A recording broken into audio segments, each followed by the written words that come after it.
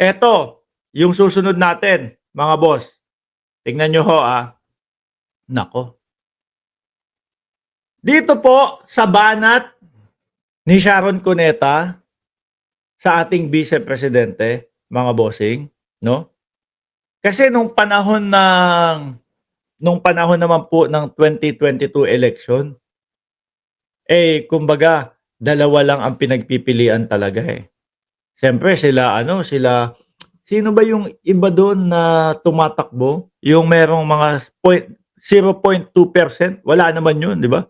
So ang pinagpipilian pong Vice Presidente, mga kababayan, Kiko Pangilinan at si Inday Sara Duterte, mga bossing.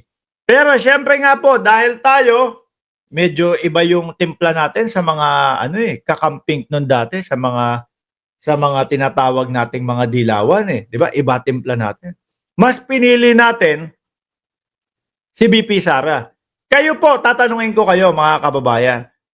Kung ngayon po, si Tito Soto pa, o hindi naman masyadong nag-exist si Tito Soto eh. Kung kayo po, mga kababayan, ang tatanungin, ngayong alam na natin yung mga Mary Grace Piatos, ngayong alam natin yung mga pagbabanta sa ating Pangulo, ni BP Sara, pagbabanta kay Martin Romualdez at kay First Lady Lisa Marcos, mga kababayan. Ngayon po, tatanungin ko kayo, kung sa dalawang pagpipilian, Kiko Pangilinan or si Inday Sara Duterte, dalawa lang ha? Wala nang makulit dyan na na meron pang iba. Dito sa atin. Kung etong dalawa na to ang pagpipilian, Inday Sara Duterte at Francis Kiko Pangilinan, sino po ang iboboto nyo sa dalawa? Ako, rektahan ko sasabihin, ngayon pong nalaman ko lahat, kahit po dilawan si Kiko Pangilinan, iboboto ko po yan. No? Kesa naman po kay BP Sara, mga bossing. Ito yung lagi nilang sinasabi sa ating Pangulo, yung lagi nilang ibinabato sa gobyerno ng Pilipinas na daw po, na walang transparency. Sila yun eh. Di ba? Sa pangunguna ni dating Pangulong Duterte, sinundan nung kanyang anak na si Vice Presidente, na ang tagal-tagal na pong itinatanong sa kanila yung tungkol doon sa confidential funds. Iniiwasan, umiiwas, ayaw sagutin. Lahat na yan. Sino po sa ngayon ang walang transparency? Sabi ni Gemaline Perez, Tito Soto. Okay po, Tito Soto. Sige, okay. Sige. Doon nga lang po muna sa dalawa. Pero hayaan na nga natin. Okay. Game. Sabi ngayon ni Sharon Cuneta, mga bossing, sampal sa atin itong lahat, no? Yung mga bumoto kay BP Sara. Masakit po ba na hindi si Kiko ang naging Vice Presidente? Para sa akin, oo. Kesa naman dito kay BP Sara. Ano po? Ang numero unang problema ng ating bayan, mga bossing, is corruption sa gobyerno, no? Corruption sa gobyerno. Bakit to? Instant nawawala yung pera ng bayan. Instant biglang naglalaho po yung pondo ng bayan na sana dapat magagamit upang ikaunlad ng ating bansang Pilipinas, mga boss. Di ba? Yung bilyon-bilyon po, milyon-milyong mga kaperahan, posible po yan kung nagamit sa maayos, malamang po, like example, no, mga kalsada natin, magamit doon sa pagresolba ng traffic, magamit sa pagpapaganda ng paligid, magamit doon sa, tawag dito, peace, yan, ang Tagalog ng peace,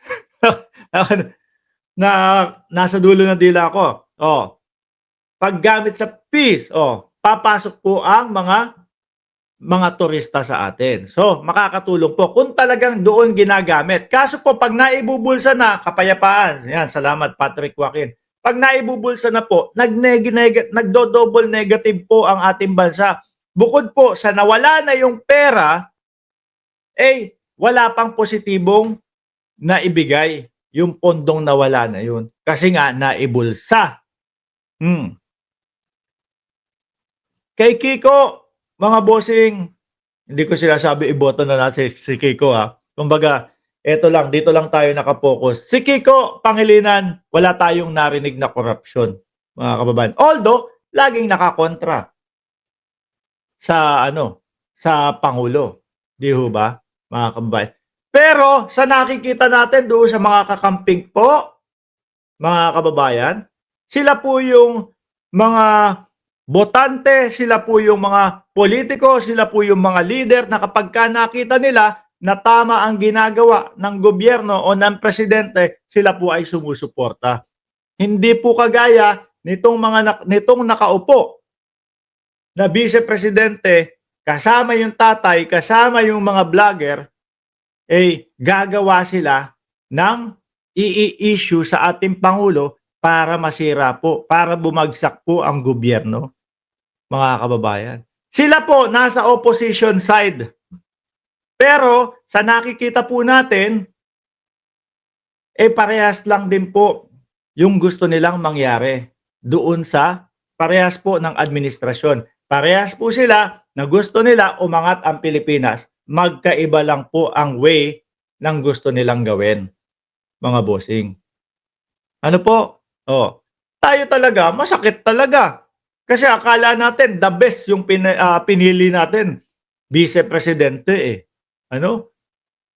Eh kung na-realize lang natin na ganun pala ang ugali.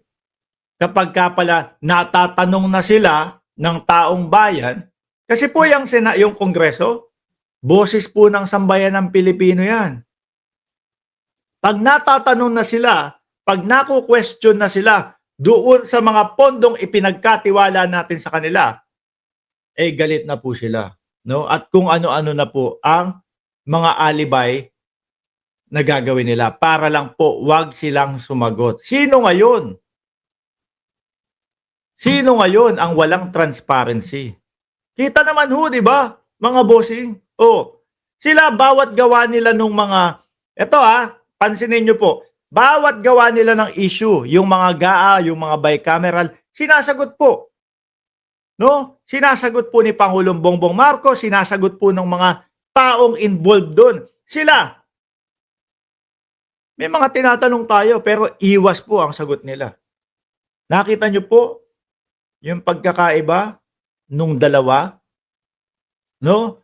Kahit magpaulit-ulit na ang presidente, oy ganito, ganyan, wala. Kahit po meron ng mga senador na nakabackup na wala kaming nakitang blankong ganito, ganyan. Sumasagot po. Di ba? Hindi iniiwasan.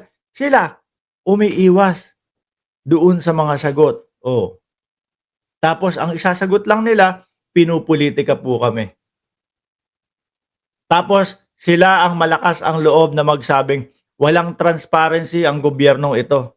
Eh sila ho yun eh. Tuloy natin. Oh, si Kiko wala pong nagawang masama. 'Di ba? Wala po siyang ninakaw. Walang issue si Kiko Pangilinan. Masakit po ba na hindi si Kiko ang naging vice-presidente? Marami po ba ang nagsisisi ngayon? Sisi tungkol doon sa mali yung napili namin. Yun, nagsisisi kami. Ano po? Na mas pipiliin namin, siguro kung dalawa lang. Kung dalawa lang. Kiko versus Sara. Kung alam namin, simula't simula, yung ugali nila, malamang po, nag-Kiko Pangilinan. Uulitin ko, may makukulit. Kiko versus Sara lang. Yan lang sa dalawa, kunyari ang tumakbo. Eh, malamang sa alamang, nag-Kiko tayo, mga bossing. Huwag lang makabalik yung mga Duterte.